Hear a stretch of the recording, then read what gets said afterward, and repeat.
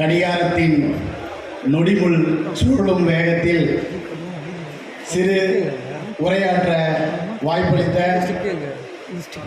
எங்களுடைய மாவட்ட கழக செயலாளர்களுக்கு நன்றியை தெரிவித்துக் கொண்டு, வானாகி மண்ணாகி வழியாகி ஒளியாகி ஊனாகி உயிராகி உண்மையுமாய் இன்மையுமாய் கோனாகி யான் எனதென்று அவரவரை கூத்தாற்று வானாகி நின்றாயே என் சொல்லி வாழ்த்துவனே என்ற கடவுள் செய்யுளுக்கு இணையாக மகாபாரதத்திலே கர்ணனை கொடைவள்ளலுக்கு முன்னுதாரணமாக புராண இதிகாசங்களிலே குறிப்பிட்டார்கள்.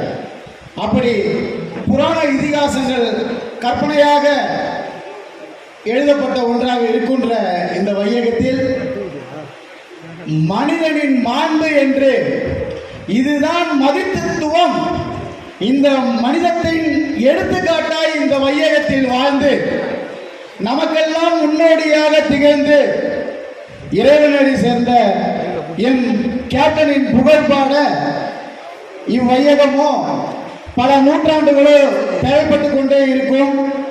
அதை எனக்கு முன் உரையாற்றிய எங்களது அண்ணன் அனைத்தையும் சிறப்பாக கூறினார். என் உடலில் ஓடும் நரம்புகளில் உதிரங்களாய் என்னுள் பாய்ந்து வாழ்ந்து கொண்டிருக்கும் என் இதய கடவுள் கேப்டன் அவர்களை வணங்குகிறேன். என்னுள் நான் சட்டக்கல்லூரியில் படித்த காலகட்டங்களில் பெருசாக அரசியல் ஈடுபாடாக இல்லாத போது அண்ணாவின் வாழ்க்கை வரலாறை முடித்த பிறகுதான் நான் அரசியலில் சேர்ந்தேன். ஒரு எளியவனும் தன் படிப்பையும் அறிவையும் வைத்து ஒரு நாட்டின் முதல்வர் ஆக முடியும் என்று எடுத்துக்காட்டாய் வாழ்ந்த பேரறிஞர் அண்ணா அவர்களை வணங்கி, ஒரு புறம் இன்னைக்கு சில விஷயங்கள்லாம் பேசலாம், தப்புல்ல. எங்க கழக காவல் தெய்வம் அந்நியார் அவர்களை வெளியில விமர்சனம் பண்ணிட்டு இருக்கவங்கள்ட்டலாம் நம்ம எல்லாரும் அந்த பதிலை இன்னைக்கு நம்ம பேச வேண்டிய இடத்துல இருக்கோம். நம்ம வாட்ஸ்அப்ல எல்லாம் ஷேர் பண்ணிக்கிறது, வீடியோஸ்ல ஸ்டேட்டஸ் போறதை தாண்டி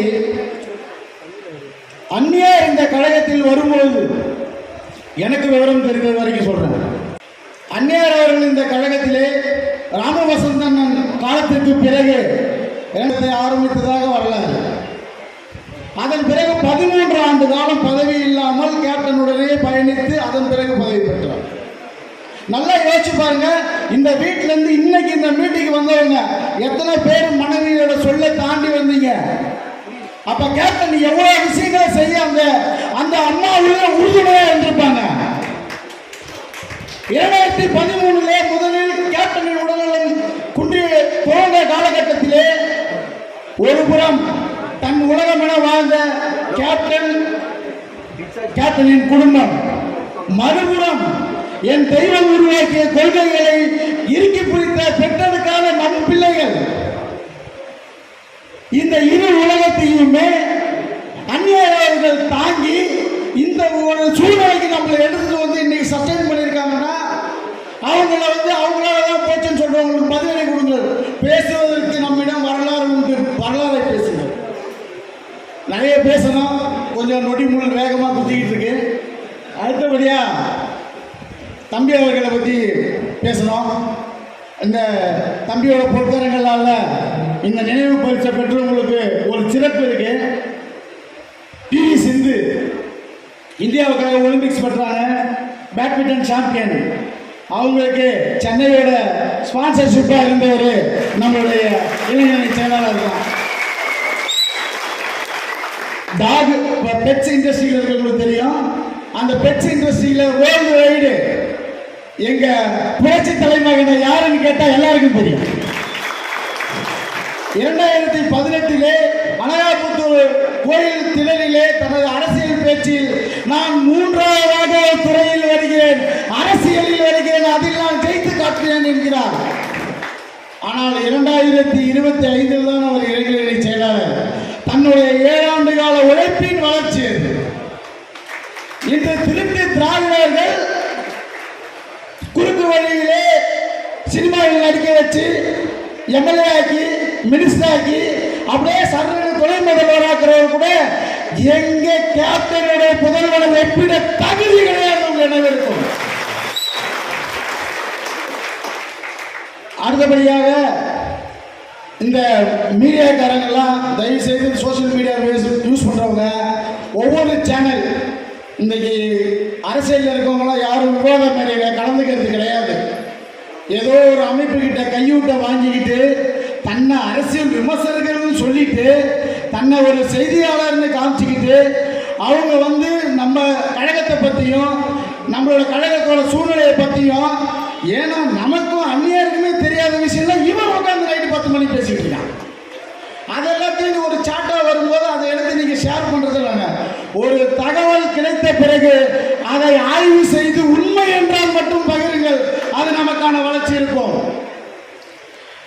மாற்றுக் கட்சியினரிடம் வரலாறை பேசுங்கள். அசைக்க முடியாத திமுகவை ஒரு மூலையில எதிர்கட்சி கூட இல்லாமல் வச்ச வரலாறு தேமுதிகவிற்கு உண்டு. வரலாறை பேசுங்கள். வரலாறு பேசுபவர்களால் மட்டுமே வரலாறு படைக்க முடியும். நமக்கு வரலாறு இருக்கிறது. 45 ஆண்டு வரலாறு எங்க அண்ணன் கொஞ்ச நேரத்துக்கு முன்னாடி சொன்னாரு. பேசுங்கள். நமது கட்சியை குறைத்து மதிப்பிட்டு பேசுறவர்கள் பேசுங்கள். உங்களை மாதிரி அங்க உருவாக்குனவர்கிட்ட இருந்து தட்டி பறிச்சு தான் குடும்பத்தில் வச்சுக்கிட்ட கட்சி கிடையாது. இது சுயம்பு என்று சொல்லுங்கள். ஒவ்வொரு முறையும் நம் கட்சியை விமர்சனம் செய்யும் ஒவ்வொருத்தருக்கும் நம்மளுடைய வரலாறுகளால் எவனிடமும் 1 ரூபாய் வாங்காமல் தன் சொந்த ரத்தத்தில் வளர்த்த கட்சி என்று சொல்லுங்கள்.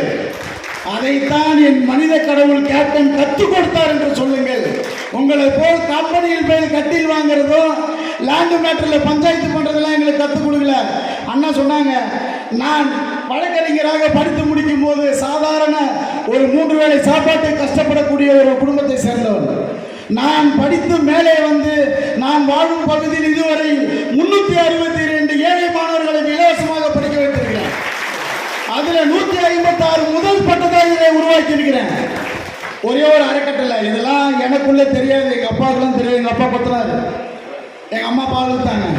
என் கேப்டன் கற்றுக் கொடுத்தார். என் கேப்டன் தன் செயலால், தன் நடிப்பால், தன் சிந்தனையால் கற்றுக் கொடுத்தார். இன்று உங்கள் முன் இந்த உரையை உறக்க ஆற்றுகிறேன் என்றால் அதையும் என் கம்பீர சிங்கம் கொடுத்த ஒரு ஆறுதல் தான். இன்று அரசியல் செய்யும் சூழ்நிலையில் நாம் இருக்கிறோம். அரசியல் செய்யுங்கள். கீழ்மட்ட நிலையிலே அரசியல் செய்யுங்கள். எதற்காக சொல்கிறேன் என்றால் வருகின்ற 2026 தேர்தலை நோக்கி நம் கட்சியின் மீது ஏகப்பட்ட அவதூறுகள் அவைகள் அழுக்குகள் அடித்து விரட்டுங்கள். நம்மளுடைய கீழ்மட்ட கிளை செயலாளர்களை அனைவரும் நான் கடைசியாக ஒரு மீடியாவில் பேசுவோம், சோசியல் மீடியாவில் இன்டர்வியூ கேட்கும்போது சொன்னேன்.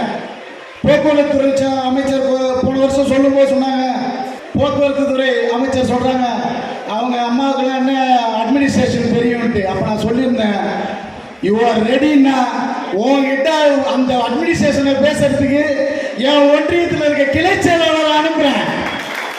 நான் எஜுகேட் பண்ணி வச்சிருக்கேன். அரசியல்லாம் என்னன்னு சொல்லி எஜுகேட் பண்ணி வச்சிருக்கேன்.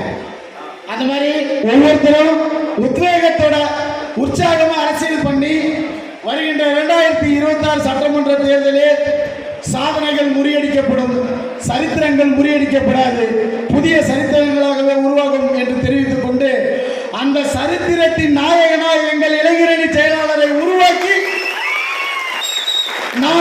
நாம் அதை நிரூபிப்போம். அவர் 2026 தேர்தலில் போட்டியிட வேண்டும் என்றால் இந்த சட்டமன்ற தொகுதியை தேர்ந்தெடுக்கும் வகையில் உருவாக்கி வைக்கிறோம். இதனை தங்களிடம் சந்தோஷம் தெரிவித்துக் கொண்டு கால நேரம் கருதி நொடி முள்ளும் பெரிய முள்ளும் சொல்லும் வேகத்தில் என்னால் பேச முடியவில்லை. பேச வாய்ப்பளித்த அனைவருக்கும் நன்றி தெரிவித்துக் கொண்டு